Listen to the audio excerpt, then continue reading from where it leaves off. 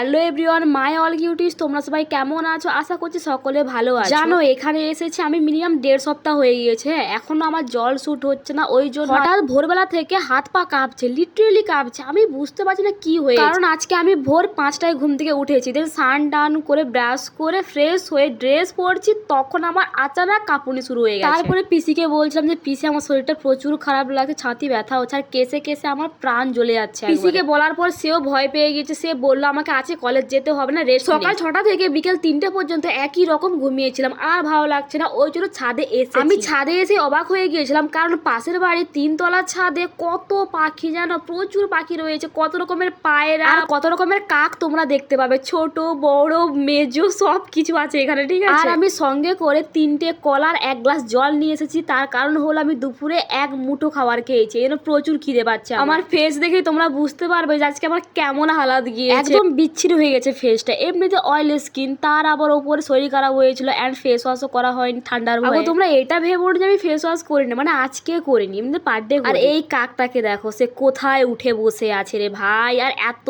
বড় কাকটা ছিল, হয়তো ফোনে একটু ছোট দেখাচ্ছে, বাট সামনে একটু বড় লাগছে, ওর থেকেও বড় বড় কাক রয়েছে। আমার মনে হয় বাজারে যে পচা পচা জিনিসগুলো থাকে সেগুলো রাস্তার সাইডে ফেলিয়ে দেয়, ঠিক আছে, ওগুলো খেয়ে হয়তো এত হাইব্রিড হয়েছে।